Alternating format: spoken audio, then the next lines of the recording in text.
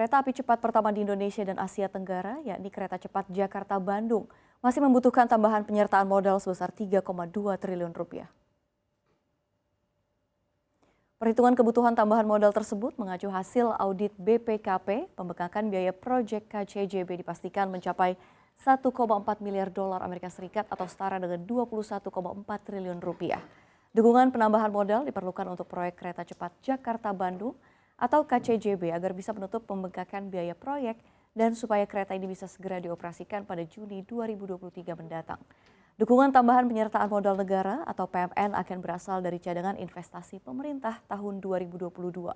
Manajemen Kereta Cepat Indonesia China atau KCIC dan Kereta Api Indonesia atau KAI berharap pemberian PMN dapat dicairkan sebelum akhir tahun ini, sehingga penyelesaian proyek dapat tercapai sesuai rencana.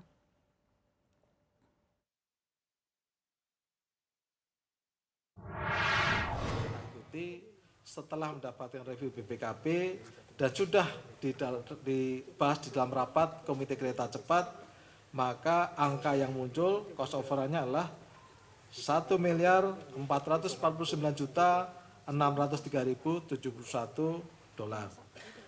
Di mana kebutuhan PMN untuk memenuhi ini adalah 3.218 miliar rupiah. Manajemen PT Kereta Cepat Indonesia China atau KCIC mengakui ada perbedaan nilai pembengkakan biaya proyek kereta cepat Jakarta-Bandung antara Indonesia dan China. Indonesia melalui Badan Pengawasan Keuangan dan Pembangunan BPKP menemukan adanya pembengkakan dana senilai 1,4 miliar dolar Amerika Serikat per 15 September 2022. Sedangkan China melalui Komisi Reformasi dan Pembangunan Nasional hanya melihat pembengkakan sekitar 980 juta dolar Amerika Serikat. Perbedaan asumsi perhitungan antara lain disebabkan adanya perbedaan metode dan komponen perhitungan. Menurut manajemen KCIC, China tidak memperhitungkan biaya-biaya pihak ketiga seperti penyediaan penyisalan kereta api cepat sebab di negeri tirai bambu pelayanan tersebut gratis, sedangkan di Indonesia masuk dalam komponen perhitungan. Saat ini pemerintah sedang melakukan negosiasi dengan China agar bisa mengikuti kondisi yang ada di Indonesia. Di sisi lain, rencana Presiden Joko Widodo dan Presiden China Xi Jinping menghadiri uji coba proyek kereta cepat Jakarta-Bandung pada 16 November 2022 terpaksa dibatalkan. Kedua pemimpin negara itu hanya akan memantau secara virtual proyek tersebut.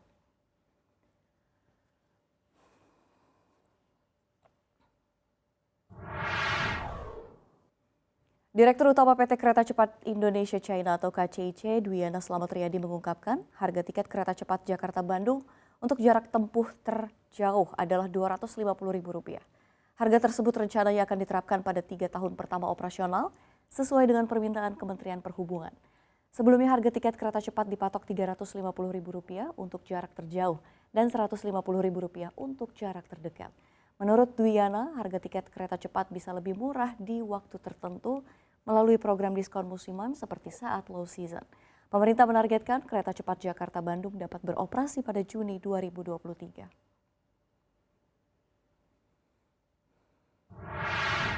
Jadi itu sudah disepakati apa enggak Pak? Apakah itu tarif tertinggi ataukah nanti ada klasternya 250 itu terendah? Tentunya semua shareholder dan stakeholder ya, itu kan bisa memberikan masukan, apalagi pemerintah dalam hari ini Kementerian Perhubungan, Kementerian BUMN.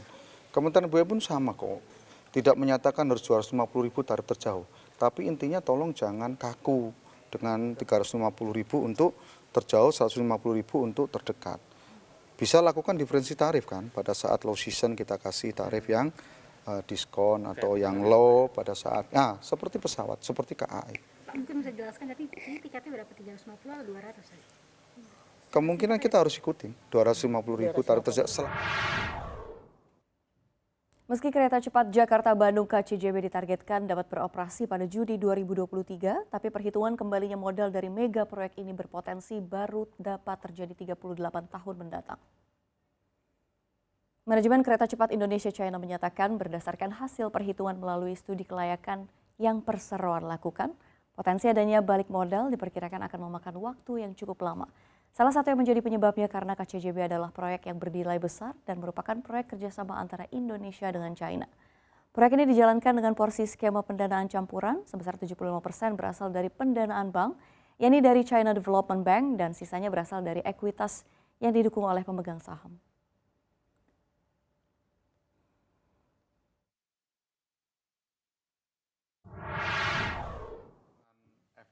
Itu di 38 tahun, Pak.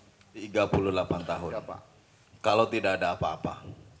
Ya, Pak. Kalau 2023 benar-benar terjadi krisis, ngitung ulang. Jadi tentunya konsultan yang kami tunjukkan punya Terakhir, udah 38 tahun ya.